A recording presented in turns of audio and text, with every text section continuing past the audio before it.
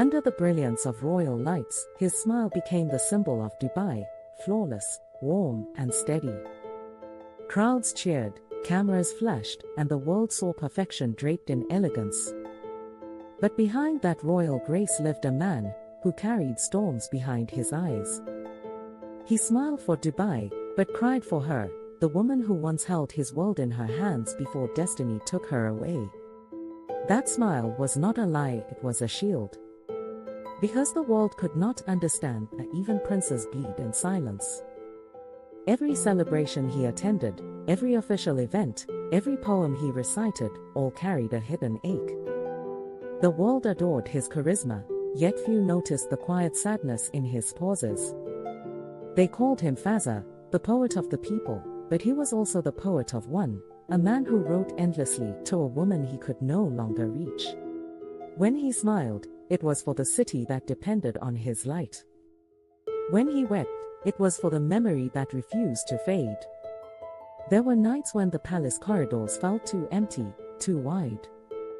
He would walk alone, his reflection following him through the golden hallways like a ghost. He would glance at his reflection and whisper, "You must not break." But sometimes he did, quietly, beautifully, like a poem undone by truth. He cried not because he was weak, but because he had loved with a heart too full for its own safety. The world saw the prince, but few ever saw the poet who stayed awake at 3 a.m., staring at a blank page that still smelled of her perfume.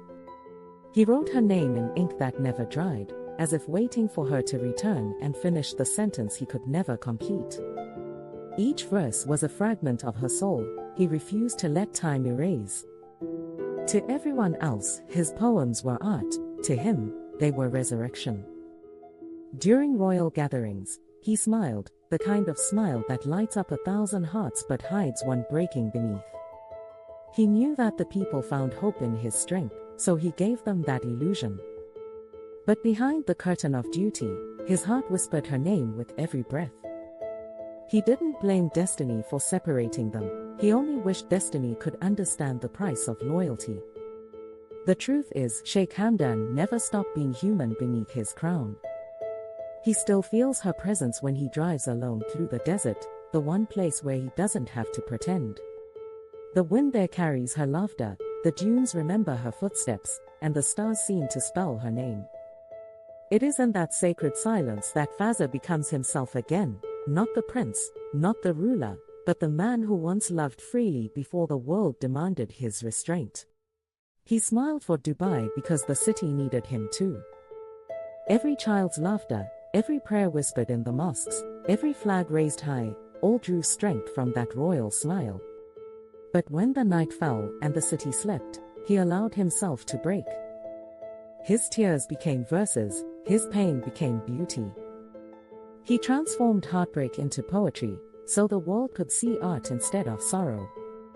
That was his noblest disguise. Sometimes, he looks up at the sky and wonders if she does too. Perhaps somewhere under the same moon, she reads his words and knows they were for her. He never mentioned her name publicly, not because he feared scandal, but because love that's sacred does not need to be shouted, it only needs to be felt.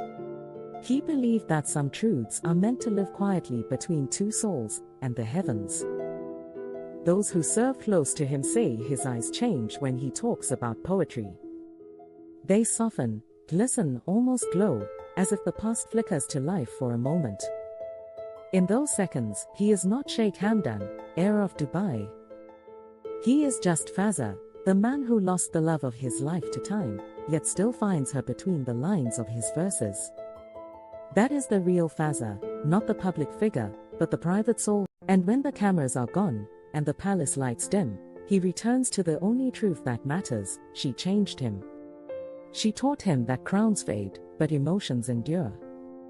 His tears are not weakness, they are reminders that even kings are made of hearts. So he allows himself to cry for her, but only where no one can see, where his tears turn to ink and his ink turns to eternity. He has accepted that love is not always meant to last in presence, but it can last in purpose.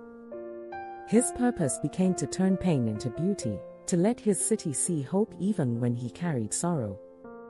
That is why his smile shines brighter than gold, because it was born from heartbreak, not perfection. Dubai knows his charm, but only his heart knows the cost. So when you see him smiling for Dubai, remember this: somewhere beneath that royal calm, there is a man who still writes her name under the same stars they once shared. His smile belongs to his people, but his tears belong to her. And maybe that's what makes him extraordinary, that he could love so deeply, lose so silently, and still rise every morning to give the world his light. That is the real Fazza you've never seen, the man who smiled for his kingdom, but cried for his queen. The world often mistook his silence for loneliness. They called him mysterious, stoic, unreadable. But if they had looked closer, they would have seen it: the softness in his gaze, the quiet ache beneath the charm. He wasn't lonely, he was loyal to a love too sacred for sound. The kind that didn't need to be spoken to be eternal. The kind that survives even after distance, duty, and destiny have taken everything else away. In his solitude, he found strength, but it was her memory that gave him peace. She became his muse, not by choice but by destiny. Every poem he wrote carried her spirit, a hidden heartbeat between the lines.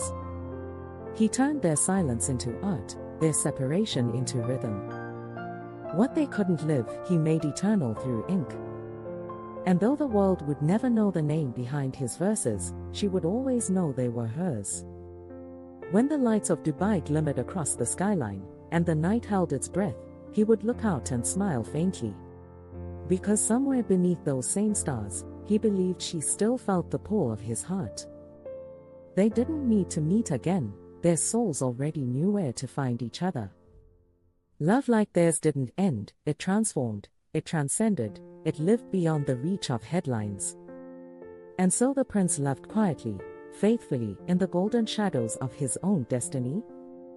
He gave the world his light, but he kept his love hidden in the dark, where only truth could see. Because some loves are not meant to be displayed, they are meant to be protected. And even though history will never record it, the heavens will remember, there once lived a prince who loved not for glory, but for eternity in shadows, where love could finally be free. Every success, every victory, every speech, they all echo with her absence. He has built empires, inspired millions, and yet, somewhere deep down, he still writes to her as if she might someday answer. He knows she won't. But the act of writing keeps her alive, not in the world, but in his heart. That is why he